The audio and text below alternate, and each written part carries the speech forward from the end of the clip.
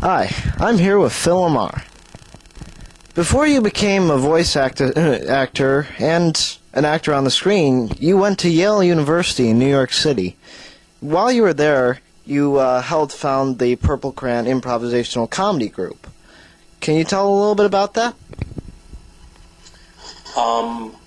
Let's see. I had done plays my first year at Yale with a group of very funny guys and girls. And over the summer after freshman year, one of my friends, Eric Berg, went home to Chicago and started studying long-form improv with a guy named Del Close. And when he came back the following year, he decided to start up a group.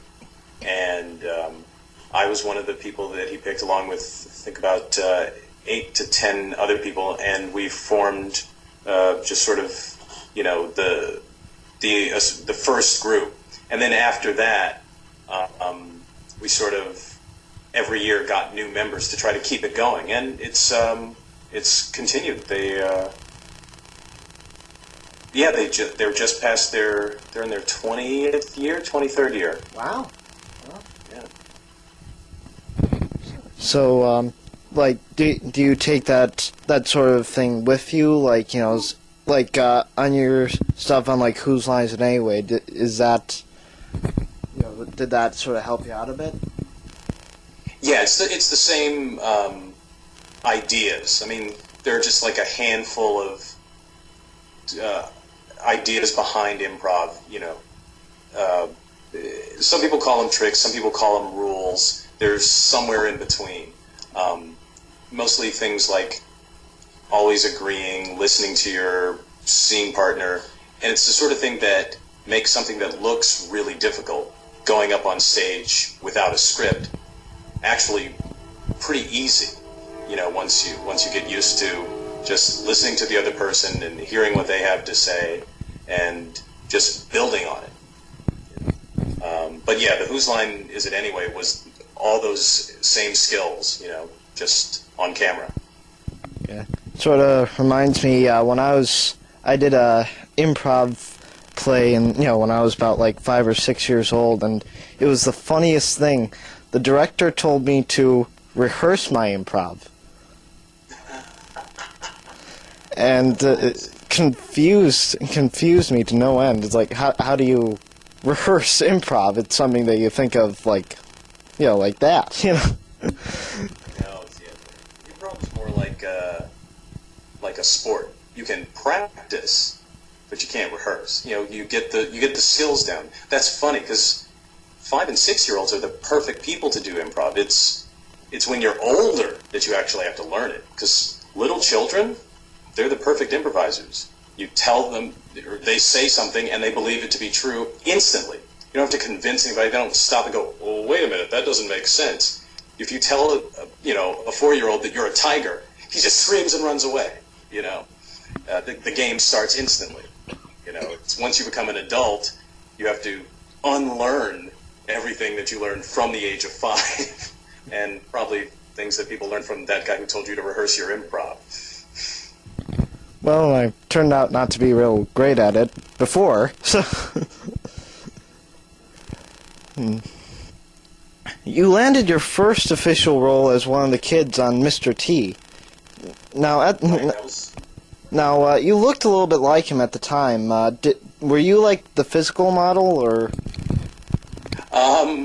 No. I think it was just sort of a generic young black kid that they drew, and I happened to look like a generic young black kid. But yeah, that was back in high school. That was a long time ago. That was my first job, my first voice job, and my first job of any kind. Not the highest quality work, but it was fun. It's a show in the 80s, so, During the early 1990s, you landed roles on shows like Murphy Brown and Wings, Do you remember anything about any particular roles, or...? Well, that's funny, because, the early 90s was around the time I first started actually making a living as an actor, and a lot of it was doing, one-time parts on sitcoms and things like that. The only thing I remember about, or the thing I remember most about Murphy Brown, because that was like my first job on a show that anyone in my family had heard of,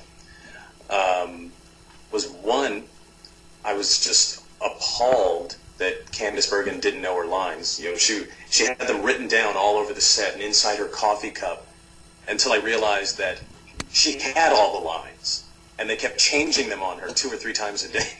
So I'm like, oh, that's why she can't remember it. It's different from 3 hours ago. But everybody on that show was really nice. Wings actually is funny because I've since become somewhat friendly with people in that cast, and I'm not sure if it was from then or since then, but I had one line, which is always the hardest part. Because if you have, 5 scenes with a lot of lines and dialogue, if you mess one up, then you pick it up on the next one and you get, you're funny that way. But if you have one line and you blow it, that's it. Half the time, if you blow it in rehearsal, they'll fire you and have you replaced the next day. It's all a little bit of pressure. Almost as bad as if you're recording something live, because you don't have a whole lot of rehearsals at that point, and you can't go back and record something live, and Exactly. Well, that's like you were talking about improv before. Whose line is it?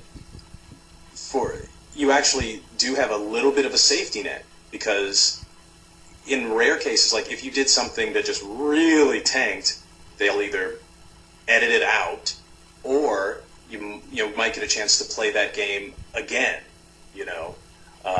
But yeah, if you're doing it on stage in front of a live audience, they see every mistake and they remember it. In 1995, you had made your breakthrough, well, more or less, on the hit comedy show Mad TV. You're well known for doing impersonations. Was that a challenge for you? Well, actually, the impression stuff comes sort of naturally to me. I think I've always had a good ear for voices and sounds, and that was, actually, it's always a lot of fun for me to do impressions of people. I think I did it actually before Mad. The challenge was the writing, coming up with new characters and new ideas. Although the great thing is we had a really talented writing staff, so I got to ride on their talent for a few years.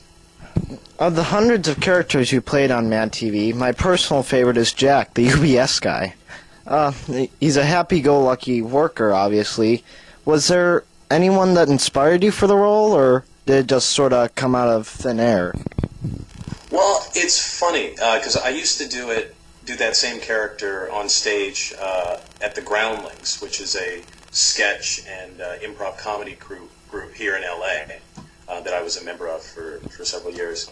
And Mary Shear and I were both members, and we did the first UBS guy scene on stage at the Groundlings. He was sort of influenced by a friend of mine from the Groundlings who was not a very smart guy, but just full of energy, just full bore all the time, never hesitated. Maybe because he never thought about what could go wrong. But I think part of it is him, and part of it is just sort of a side of me that I actually sort of wish I had, the side that is not aware what other people are thinking and doesn't, if you don't know that somebody thinks you're silly, you don't care. And it's really sort of freeing. It's like, that guy just he's doing all that stuff and he's not embarrassed or anything, And I think it was sort of, in my mind, a fantasy, like, wow, what if I could just say anything or do anything and, never got embarrassed and never cared. Like, you'd almost be Superman.